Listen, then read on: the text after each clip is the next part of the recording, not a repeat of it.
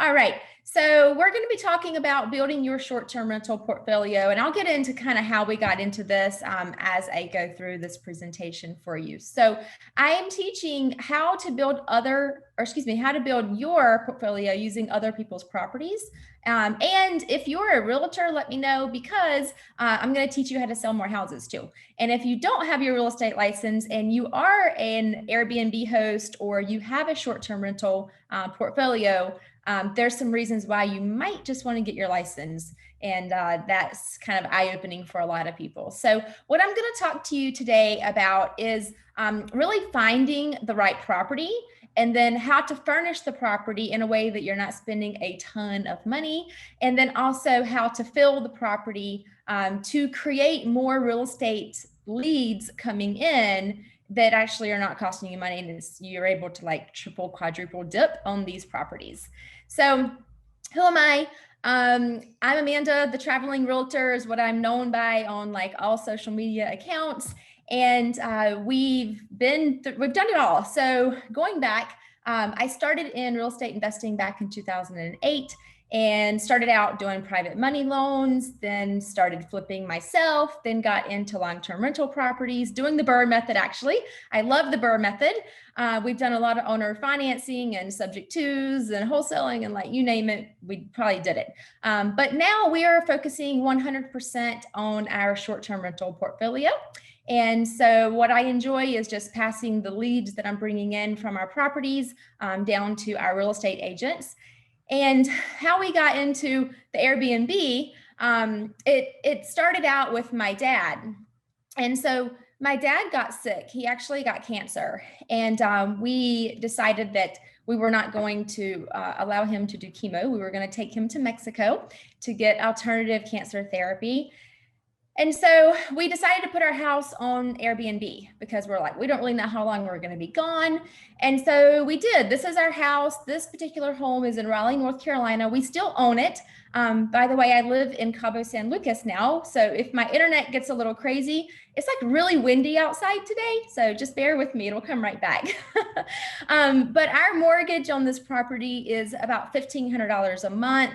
And we rented this property out for $150 per night. So just in the first 2 weeks, this property paid us over $2,200, which paid all of our expenses, our mortgage, our, your utilities, and like everything else that goes along with the property. And so when I went back and I did all of my books from, actually it was 2 years ago, this house paid us $3,000 for us to live in it. And we lived in it. This was like 2018, I think. In 2018, we actually lived in this house for like 3 or 4 months that year, but it actually paid us because we were traveling so much that we were renting the property when we were gone, and we were like doubling our mortgage, sometimes tripling our mortgage.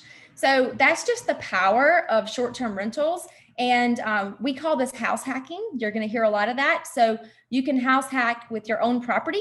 If you're looking to travel for 2 or 3 months out of the year, perfect for house hacking. If you have a room over the garage like we do here, we don't rent this as 2 separate locations. And when we live there, we live there. I don't want anyone else living with me, but that's a possibility, right? So if you have extra room, you can turn it into something that you can rent on Airbnb. You can also do this with basements. I have one of my agents in Colorado doing this, and she was making so much money on her basement. It was actually paying for the entire house. And so just in December, she's turned that house into 2 units. So she's renting out the top and the bottom, and they went and bought another house just like it. And so now they're renting out the bottom. They're doing the exact same model, and it's just, they're killing it. So super excited about that. So we've done a lot right over the years, and we've also done a lot wrong. And so what I'm going to talk to you today is I'm going to tell you what we did wrong, because I think that's really where we learn the most is from our failures, right? So the biggest thing is like, how do you control the property for less risk? I'm really going to dive pretty deep into that today. And it's going to be, a little amount of money out of pocket. And then also securing the properties. It's so easy for us to secure these properties because we are, real estate professionals, we're realtors. So when we're going in and we're talking to the landlords, we're using the right approach for them and letting them know, hey, look, this isn't just, an Airbnb. We're actually arbitraging this property from the landlords, by the way. I probably should have explained that. So let me go back a minute. What we do, we started out with our own personal property, okay? And then we're like, wow, this is a really good business. So then we ended up, we had, I think, 1 or 2 flips in the works at the time. And so instead of selling those flips, we ended up turning those into Airbnb properties. And then we bought a couple of properties for Airbnb as well. So we got 5 houses first going with, these are all properties that we owned. And then we got smart and we're like, wait a minute, we don't have to buy these properties. We can rent the properties from the landowner, from the homeowner, and we can turn around and turn these into a short-term rental property. And it's called the arbitrage method. So you're the tenant for this vacant property for a year. And then you go in and, you furnish it, you make it pretty, you do your photos, you do all your marketing for it, and you're signing a master lease with them. So like a sublease, right? And so that's what we've been doing. So properties are now all on arbitrage. So these are all properties that we've literally rented. And I'll explain like why we're going that route in a little bit, but it's like the best way to scale this business, in my opinion, unless you're just like straight up hosting, which I'm not an expert in that. I'm an expert in arbitrage and being a realtor and arbitraging. So I'll get into, how to find and identify the right houses and then the hidden business model, which I'm keep talking about. So we learned the hard way, guys. I'll go over some of our mistakes here. And I see, y'all in the comments. Hi, guys. I know so many of y'all. Awesome. Okay. So first off, we bought the properties. Okay. And we had well problems. We had one property that the well went out, and that property literally had to sit for 3 months because we had no water, number one, and the city, it took 3 months to like hook into the city water. There was no way of getting a new well out there. And so that was 3 months of income that we just straight up lost, okay? We still had to pay the mortgage, and we had to pay $10,000 to hook into the city. So that was a learning lesson. And then, there's been properties that our HVACs go out. We've had septic issues. We have an issue right now, another freaking septic water issue. So one of our properties in Clayton, which is an arbitraged property, by the way, we do not own the property, we rent the property, that the septic lines went out. And so they all have to be redone. They have to be rehooked into the city. And when you're dealing with the city, you're dealing like it's months, it's not weeks. And so this went out, I think it's been about a month and a half now. And since we are the tenants for this property, number one, we're not paying the $13,000 it's costing them to fix all of this damage. But number two, we're not having to pay the rent.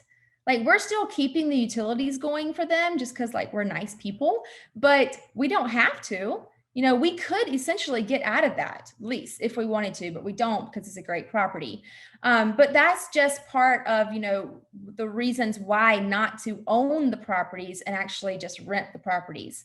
So all of those, you lose money if you're the owner, and you are way less risk if you're not the owner. Also, allowing local guests to book the same day. That's just a reason for a party. And I'm talking more about Airbnb right now. I'm going to get into more of what we're doing with our our midterm rentals here in a little bit. But anyone looking to stay in your city and same day bookings, like that's just like red flag.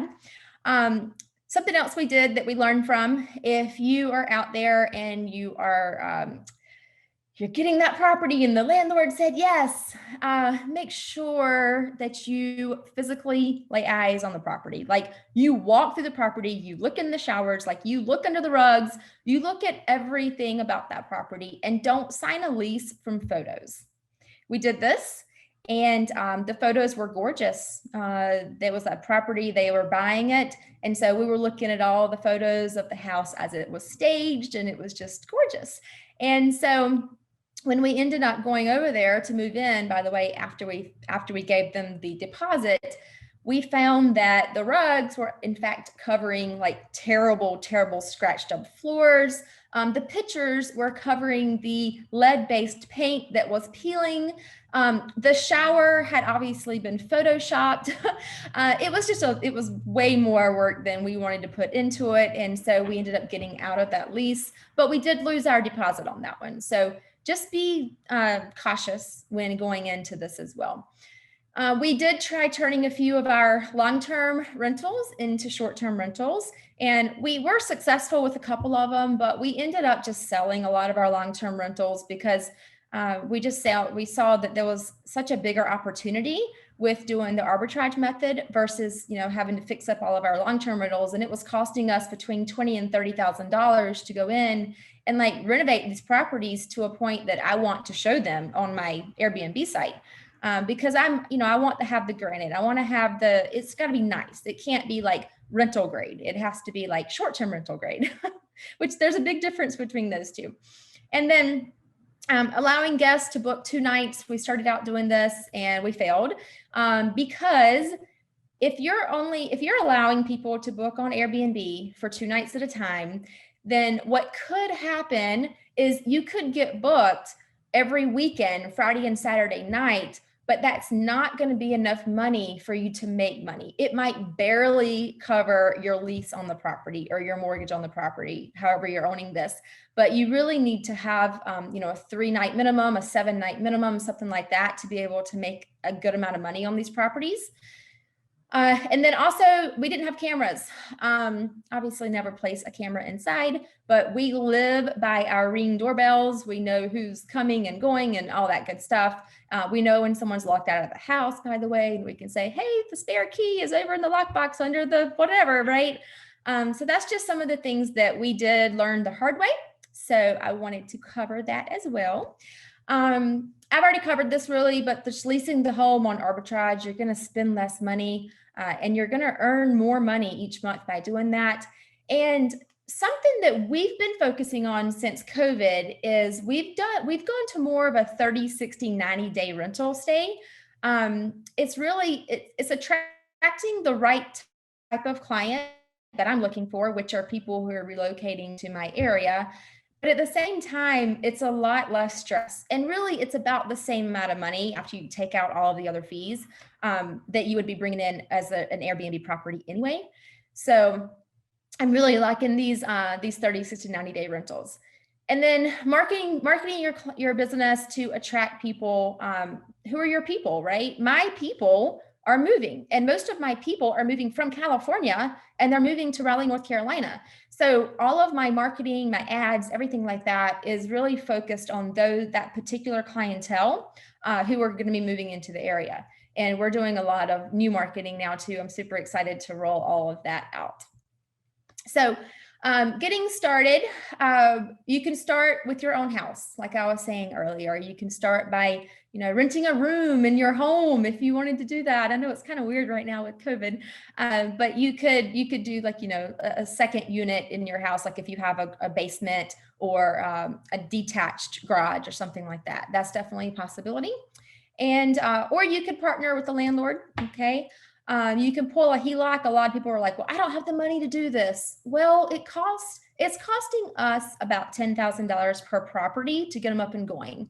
And that is including the security deposit, the first month rent, and then furnishing the property. And we furnish all of our properties with wholesalers. So we're not ordering everything on Amazon. We're definitely doing it on the cheap. Like our couches are $300-$400. Our dining room table and chairs are $250. Our mattresses are $200. So our bed frames are $150. Like those are really reasonable prices. And so you can find a wholesaler in your area and just see what they have. And that's the way that we go. So if you already have long-term rental properties, then you can definitely convert them into a short-term, mid-term rental property. Just keep in mind, like this is your reputation and you want to keep you want these houses to be inviting, right? You want them to be pretty and updated and something that you want to showcase. So there's a difference. You know what I'm talking about. You can rent from a landlord and arbitrage the property. That is exactly what we've been doing. Or you could purchase a property and you could fix it up. So exactly what Jennifer was just talking about, the BRRRR method. You could do that, and then you can turn that into a short-term, midterm rental. Going short-term, midterm versus long-term, as far as cash flow goes, you're going to make about 4 times more than you would. So just as an example, I have a property that I was cash flowing $300 a month on, and this is a property that I own, by the way. So I was cash flowing $300 a month after all expenses paid. That was with the long-term tenant in there.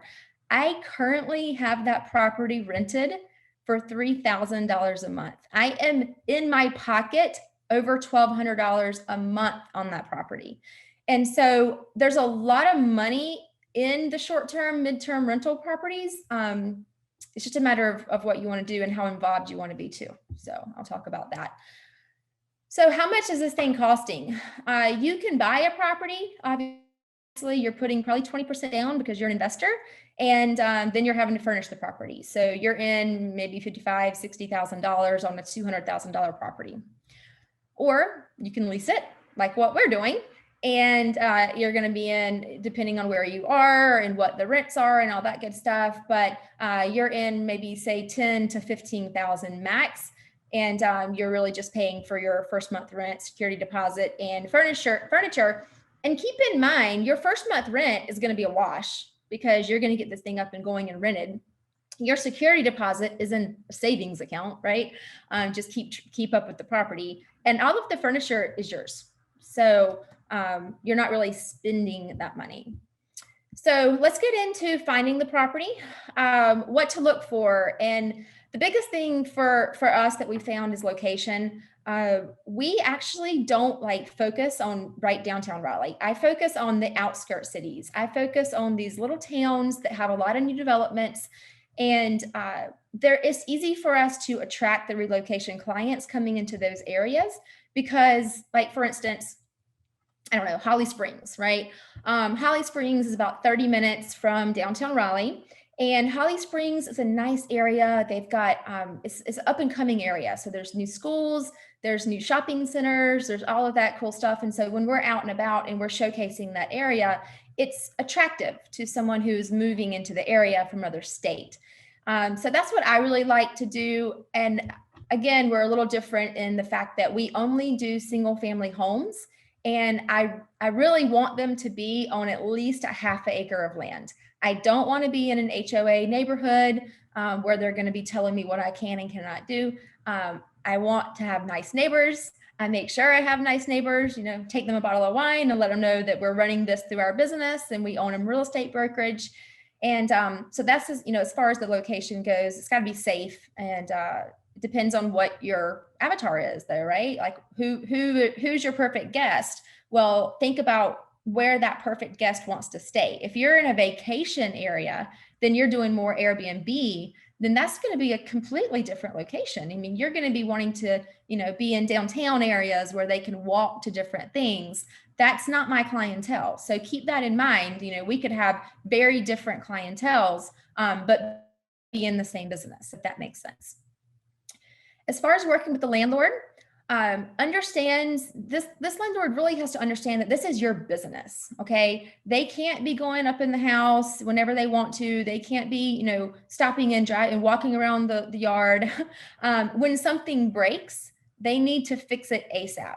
And we've learned the hard way with this as well. And we've actually just now put another clause into our contracts, because if something is not addressed, if I can't get in touch with the landlord within 24 hours, then I'm going to go hire my own plumber or my own HVAC person, and that landlord is going to have to pay for it.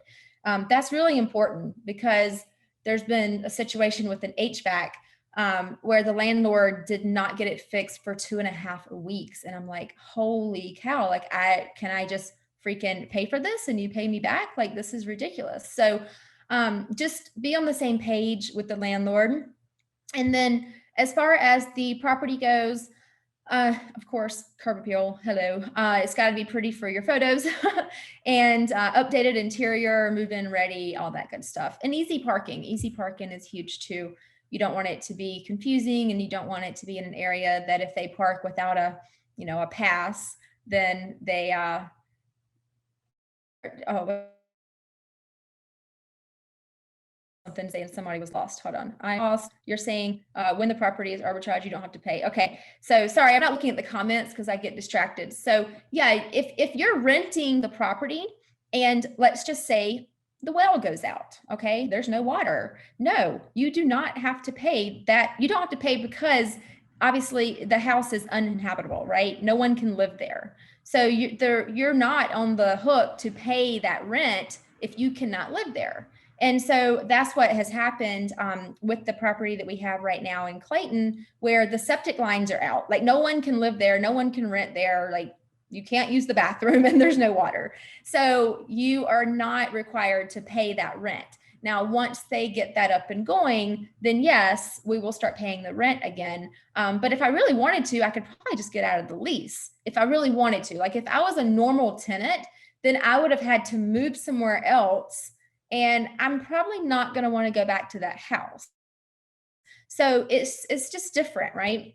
So I'll go back through. If you're putting questions in the chat box, what I'll do afterwards is I'll go through and I'll answer all of them together. That way I'll just kind of stay on track and we'll get through this and it won't take all day. So knowing your numbers is super important.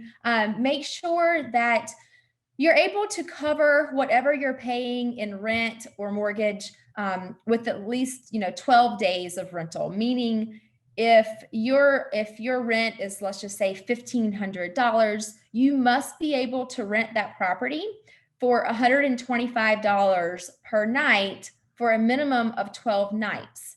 And so that's for 3 weekend stays, which is a Thursday, Friday, Saturday night, let's just say, right? So that'll be your 12 nights. So that's like worst case scenario, because in that situation, you're literally just covering the rent. Keep in mind that you have other expenses with this. You have your utilities, you have your power, your gas, your water, your Wi-Fi, your landscaping, like everything else that goes into this. And you have insurance and you have occupancy tax. So you have a lot of other stuff as well. But that's just kind of like a rule of thumb, right? If you can cover all of that in 12 nights, then you should be good, because you should be renting this property for 24 nights or more. If you're doing it the way that we do it, we're 100% occupied all the time. But that's because we're doing midterm rentals. So in this situation, if we're paying $1,500 a month, then we probably have about $500 a month in like expenses with all of your utilities and everything. And so the minimum I'm going to rent that property for on a midterm basis is $3,000 per month. All right. So lesson number 2 here is furnishing the property. When you're furnishing these properties, just remember that this is not your house, right? What you like may not be what someone else likes. And so just keep in mind that, contemporary, clean, no antiques, no like pictures of like black and white pictures of your grandparents on the walls, like none of that stuff. And really, the reason I say that is because I've stayed at Airbnbs with that. And I'm like, oh my God, I feel like there's a ghost in the house. Like just be mindful about how you're decorating the properties. And yeah, so that's all I'm gonna say about that. It's not your house. Look at other people's listings and do it appropriately. You're gonna need a checklist as well. So there's all kinds of checklists out there. These are just the ones that I use in my course. But these are awesome. And you don't only need your checklist for setting up the properties, but you also need checklists for, cleaning the properties and all of that as well. So everything you need, I have a lot of like freebies on my website, and I put it here just because I have actually a freebie where you can download my checklist.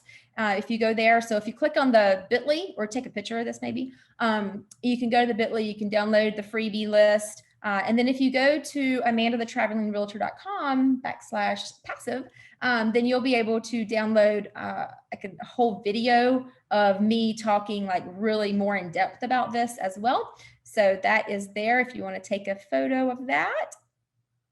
And I'll put it in the link too. So I'm going to get into photography tips. Obviously, you're going to want to do, guest ready, right? So up in the top photo here, you see, the towels are on the bed. When you walk into the bathroom, you're going to see, the small travel size shampoos and lotions and all that stuff in there. I love doing my inside of my cupboards. So my cabinets and drawers and all that stuff. I like it because I put it kind of at the end of my all of the nice photos, just so people know what they're walking into. But I also like it because that keeps my brain right on what was in the house. Like, I thought I had a set of 8 dishes there, but now I only have 3. Like, where'd the other dishes go? And so that's something else, whoever's going into your properties afterwards, just having them look through and make sure, like, okay, the guest didn't take all of the dishes, or the wine opener. People always take the wine opener. So just stuff like that. So just make sure you have your great lighting. The curtains are open. Professional photos are really a must, especially now. There's so many great people who are renting these properties, and they have really stepped up their game. So it keeps all of us trying to step up our game too, right? Because we're trying to look good like they do. And then all of your amenities. I love taking my laundry photos, actually. So you have your laundry, you have the iron and the ironing board, and that is just showing someone who's going to be traveling on business, like, hey, yeah, I can go here. I don't have to worry about any of that because it's all there already. If you have barbecue area and outdoor sitting areas, all that, just take photos.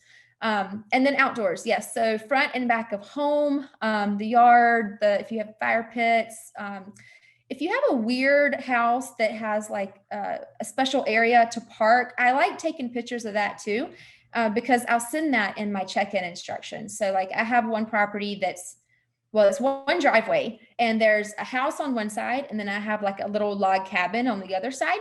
And so the house, people need to park on the left side, and the log cabin people have to park on the right side. And so I like having the photo of that so that they know, I know what I'm looking for when I get to the property. Some websites for you that we use. So you know about a lot of these, but the little travel sizes of the shampoos and conditioners and lotions and all that stuff. If you go to mayfairhotelsupply.com, you'll be able to find all of this in there. I love this site. They're super cheap. We even get like our little makeup pads off of it. And you can get like sanitizers and all of that there too. And then of course you have, your other big boxes. If you need to set up an Airbnb host account, if you take a photo of this screen and you use that link below, then that'll give you a $40 off free. So wherever you want to go next, $40 off. All right, we're almost done. So filling the property. This is probably my favorite part, to tell you the truth. So with listing the property, you go in, this is an Airbnb, okay? This is what the back end of Airbnb would look like after you have a house listed. So you would go in, you would click on preview listing, and when you do, you'll see the little share button. I have it circled there in the middle of the screen. And when you click on that, you can directly share that to any of your social media accounts. You can copy the link, you can text it out, like whatever you want to do. But it's just a convenient technique, right? We do a lot of marketing, mostly on Facebook. So this is our Carolina Furnished Rentals is the name of our company. And we have a business Facebook page. I am now running ads through that business Facebook page to people who are relocating to the area. And we do ads. We were doing boosting as well. And I keep like getting these mixed feelings about boosting and ads, right? I'm like, well, which one? So people are like, friends don't let friends boost. Well, I've boosted a lot and I've gotten a lot of likes and clicks and people coming from that. But I did run an ad a week and a half ago with a video of me showing one of our properties. And I literally pulled in 5 relocation leads that day. So I'm like, oh, maybe there is something to the ad versus the boosting. So more to come on that. And then just sharing out your posts. So like joining all of the different groups. the for rent groups, the community groups on Facebook, there's always a ladies of group, right? There's a ladies of whatever city you're in. And then a marketplace too. And then I share to my personal page as well, just because you never know. I mean, I don't know how many of you on here are real estate agents, but if you are, like, you never know how many people in your friends list have someone that might be moving into your area, right?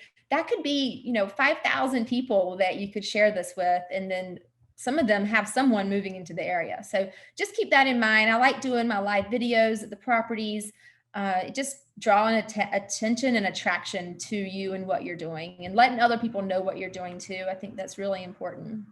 So earning additional income by referring the leads you receive.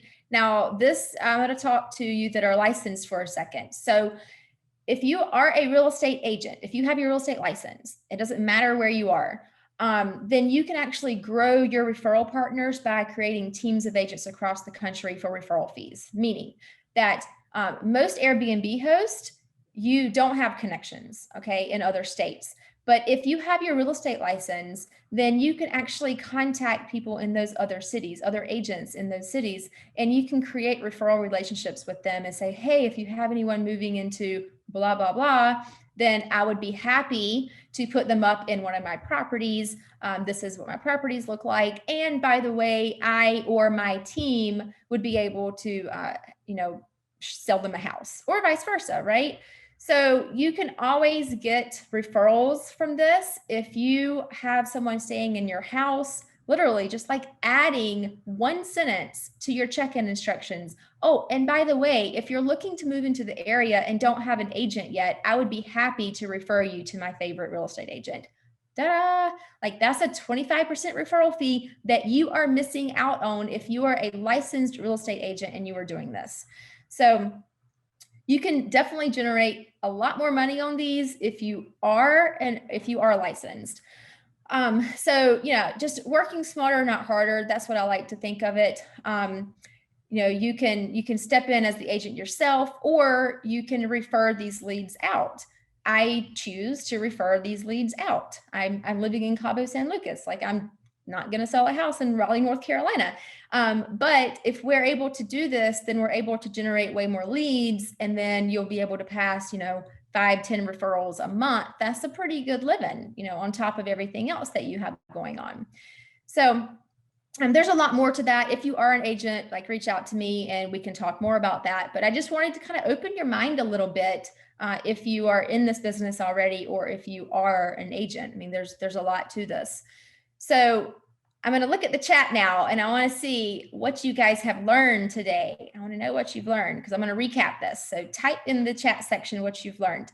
So what we've covered is really how to find, furnish, and fill the properties in order to attract the right kind of guest.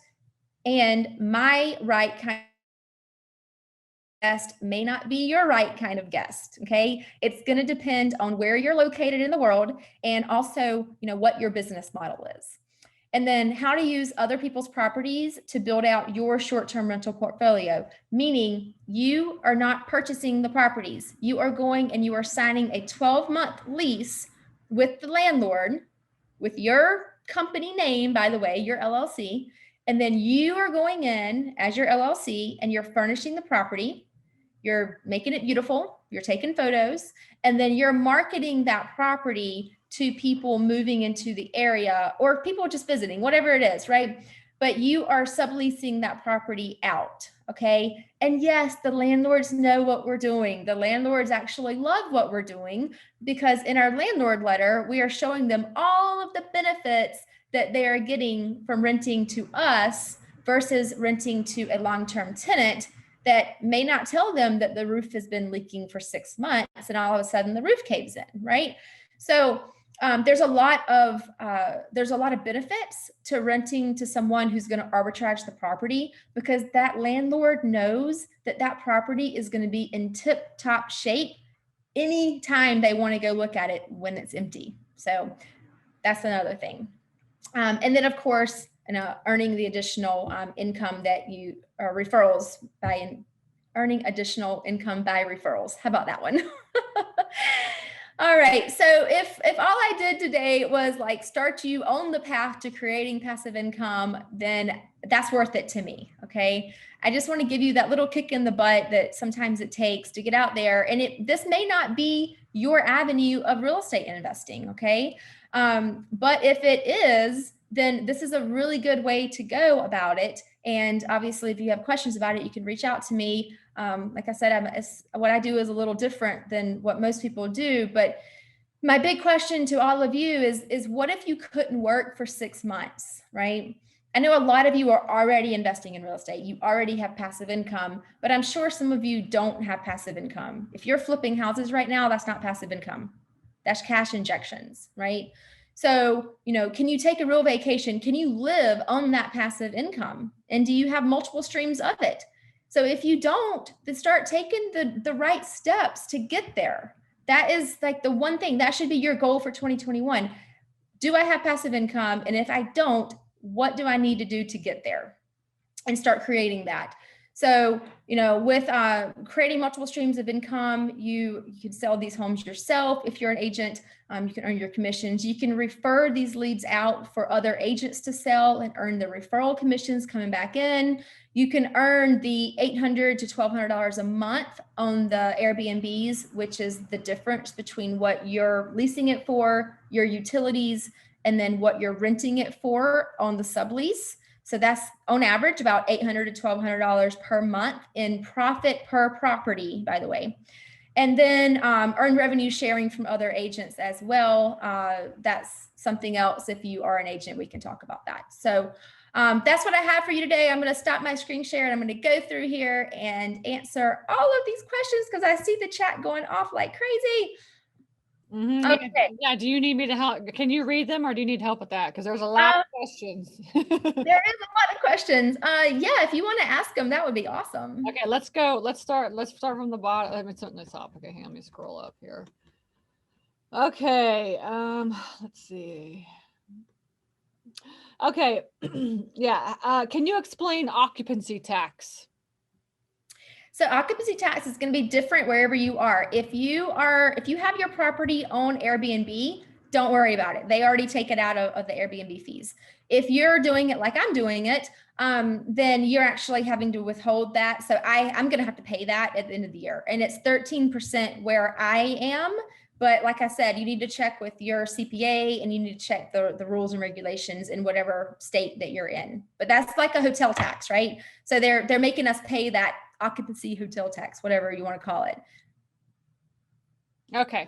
How does one find landlords that will do this? And also, what does your agreement look like? So as far as finding the landlord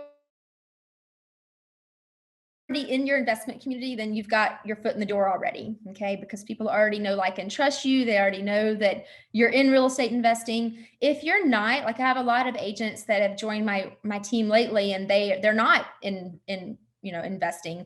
What I have them doing is just going and looking on Craigslist and Zillow and all of these different platforms and finding a homeowner or landlord who's renting their property themselves.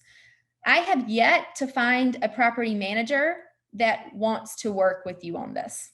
Number one, they don't understand it. And number two, they're like, well, how am I going to get mine? Or should I start this? Like, there's just so many questions that pop up. So what I've found is just going directly to the landlord themselves. And you do not tell them what your plan is over the phone. Like, you're going to fail 100% of the time if you tell them what your plan is over the phone. You have to go in person and meet this landlord and build rapport with them and walk through the home with them and talk about the home and talk about, okay, well, this would fit, this would fit our business model, is pretty much what you're saying. And so after that, after I'm making all my comments about, yeah, this could work, or, oh, we need to reglaze the tub, but we can take care of that. That's a business expense. As he's hearing me talk about this, at the very end, when I tell them, hey, we run this as a business and I put our clients in here and I use these properties to attract people moving into my area, they're like, oh my God, this is genius. So that's why 80% of the landlords that we meet with, we get the deal. But let me just tell you, not every property that we go to, we want. it's maybe about 10% of the properties that we walk into, we want it. Because if it's not up to our standards, I don't want anything to do with it. So it's completely different. You're coming at it from a different mentality. Like you're picking them, they're not picking you. It's completely different. Does that make sense? Perfect. Okay. Do the landlords ever take your idea and then you're not able to continue at that property? Okay, great question. So, I've had this happen twice. So the first time the guy was like, "Well, why would I do this with you? I'll just do it myself." And he's attempting to do it himself right now. It's on Airbnb and he's got it rented maybe 3, 4 times a month, like literally like 10 days a month. Like he's not making money. I know he's not. And then the other one, we actually were arbitraging his house. We were having great success with it. This was a landlord that was a little bit too much for us. So he would go by the house, he would go check on it.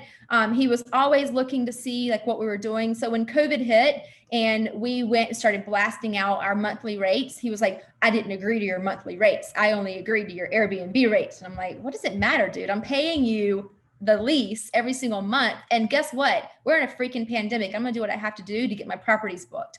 And so our lease expired with him and he was like, "Oh, I'm going to sell the property." Well, then about a week or two later, I look on and he actually turned that into an Airbnb, but he only has it on Airbnb and he only has 4 reviews. So he's only had 4 stays really. And this happened back in October, I believe. So it's been since October, November, December, January, almost in February, 4 months, he's had 4 stays. So I don't think he's doing a very successful job either. That's crazy. Okay. Oh, wait. We have Christy says, "I'm a licensed agent and the piece that you mentioned about referral business is great. Never thought about that." Yeah, it's awesome, Christy. It's a matter of really just like letting people know what you do, just like little bitty tidbits, in the conversation when you're messaging with them. It's huge. Well, and I always tell all my students too, it's like, take advantage of social media. I mean, that's just building credibility up. Like you said, sometimes I'll just post out on my page. It's like every once in a while I'll post out on mine as well too. And it's like, because you don't know who is watching. Exactly. Everyone's watching, not everyone comments. Watching, exactly. Okay, so also, do you ever sublease the property longer than a year? So we have not, well, okay, everything that we've done, we've signed a year contract on, except for one. We signed a 6-month just to make sure the property was going to work because I was a little worried about it. But it's been great. We still have it. We've had it now for 2.5 years. So right now we're just doing like 1-year contracts with them. And really with COVID, like I was a little worried, when COVID hit, we kind of scrambled for a bit. We scrambled for a good 2 weeks on this. And that's why we like our sweet spot with these midterm rental properties. But yeah, I mean, I wouldn't initially go into a 2-year lease, to tell you the truth, just because you have to make sure that it's going to work. The property's going to work, your system's going to work, you're going to be able to market correctly, you're going to be able to fill the property. So that's just what I would say on that. Okay. Can you talk about cleaning services? Do you own your own company or do you hire? So we have cleaning in-house. We have a manager that we pay pretty much a salary. And so he takes care of everything. He deals with all of the cleaning, the moving in and out of the properties, the landscaping, everything, miscellaneous items, breaking. So we have our list of people that we call for certain things. He's on site on every single cleaning, and either he's cleaning or he has I think there's 2 or 3 other people that he calls in to clean too, but he is always on site and he's last eyes on property. So he's making sure that the towels are on the bed and, everything's done correctly and the coffee pods are out of the coffee machine and the dishes are put away. Like he's making sure of all that. So I like to, well, when you only have a couple of properties, I guess it would be hard to have someone in-house, but when you get to a larger level, then it does make sense to have someone in-house. And even if that person is the one hiring the cleaning person or whatever, you need to have someone walking through that property at the very end just to make sure that everything is good, especially if you're on Airbnb, because all it takes is a couple of bad cleanings and you lose your super host. Like, good luck getting it back. It's going to be very, very hard. Yes, that's true. Okay, can you talk about, let me see, sorry, I just asked one. Where do you get the right contract addendum for owner? And then what type of contract for the sublease? So I had to go have an attorney write all of my contracts. I literally just did this back when I was creating my course in like April. So I paid $3,000 to my guy. So he made my agreement with the landlord. So that would be my master lease agreement with the landlord. And then he also created my short-term lease with the tenant or the guest, right? And then he also made me a disclosure as well, because I sell a course. And so that comes with the course. So I had to have my disclosure. So I don't know. I mean, that's how much we had to pay. I think it was like $2,900 for our stuff. But then again, that's in the course. So he may have overcharged me a bit. But when we first started out, I don't know. I was using like my normal residential leases, right? And I was just writing in my addendums and I had all of that. But after I went to him and I was like, all right, we're actually doing this on more of a bigger level now. And he's like, no, I need to write you a lease. I'm like, okay. I highly recommend just getting the attorney to draw it up. Yeah. Yeah. And just do it that way. Just to be on the safe side. When you rent a property and make it an Airbnb, do you recommend furnishing it to make it attractive, or just basic bland furniture? Definitely attractive.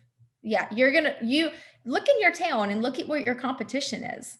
So, I don't know where you are in the world, but when you're looking at that, and there's so many great Airbnb hosts now, like they are doing this as their job full time, and they have the systems down, and they're beautiful, contemporary, and like white everything, and it's just gorgeous. So make sure that you're looking like that. Like I use a lot of furniture and stuff that we get from people who are moving. So one of the ways that we furnish so cheaply as well is we'll go in, like someone's having a garage sale and they're moving from North Carolina to California. Okay. They're going the other direction. If they're doing that and we're looking at all of their pictures and their photos and stuff that they have for sale, and we're like, wow, like this is a really nice house and they've got it decorated really well. Like this could totally be Airbnb stuff. We'll go in and we'll offer them a flat rate for everything in the house. And so therefore, like they love it because they don't have to pack all that crap up or deal with one person at a time buying stuff. And so we'll go in and do that. And then whatever we like, we keep, and whatever we don't like, we'll donate it. And then we get to take that as a write-off as well. I love it. Awesome. And then also, just so you guys know, as members of REI USA, we have several teachers teaching on vacation and short-term rentals.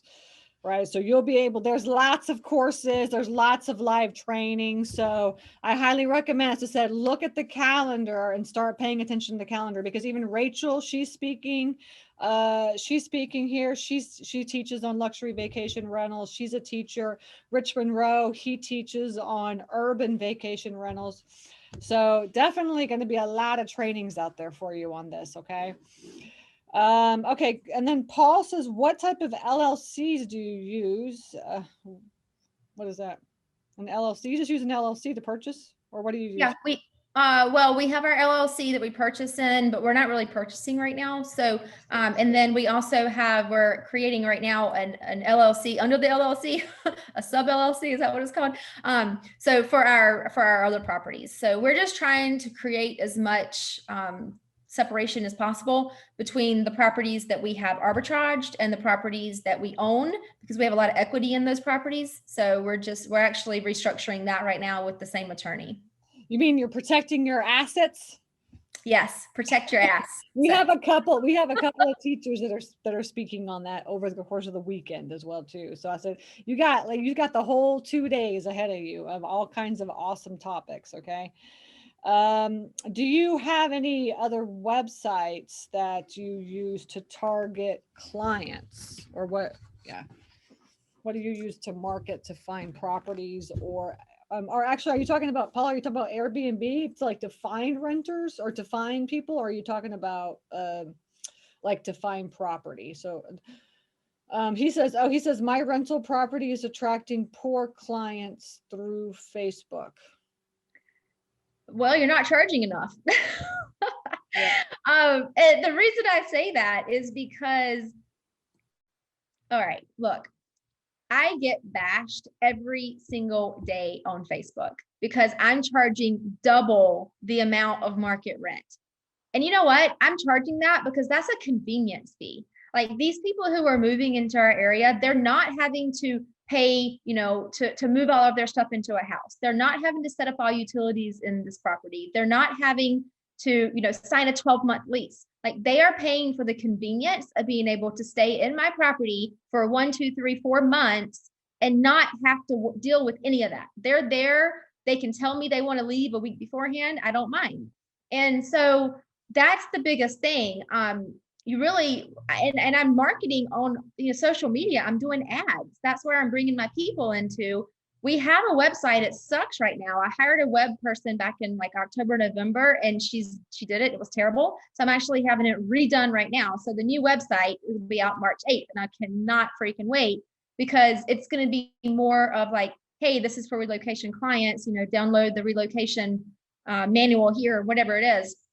So it's just a matter of targeting correctly and doing your marketing correctly. And if you have to have nice properties and have your professional photos taken and be charging enough that it's going to attract the good guest. If you're charging, $80 a night and you're letting people book on the weekends, local people, or even just people coming in for 1 or 2 nights, hello, like that's probably going to be a party depending on where you are. I don't have parties, period. I don't have parties. And so there's a lot of stuff you can do. And I know these other Airbnb people are probably going to talk a lot about that, but there's so much technology now that you can you find out when a party is and you can nip it in the butt right then and there. Yeah. So I think, a couple of people were asking about when you say arbitrage, what is arbitrage? Subleasing? Is that basically what it is, right? It's a master lease. Yeah, it's pretty much. Yeah. Yeah, you'll hear it's master lease, sublease. And actually the truth is that over the next couple of years, they're going to hear more and more about that because in a downturn, this is what people talk about. Instead of acquiring all these properties, that's basically another way of doing creative deal structuring. Okay, let's see. Do you just do Airbnb or do you do other platforms? So we were just doing Airbnb. And then when COVID hit us, we started doing all of our own marketing. I do have our properties on Zillow as well, but under temporary housing. But other than that, that's it. That's the only thing. And we book directly. So no one can just go and book a night or book a month with us without talking to us. They have to contact us. We have to have a phone conversation with them. We ask them a bunch of questions. And then if they are someone who we want to rent to, then we'll rent to them. But it's more along the lines of, how long are you staying? What are you here for?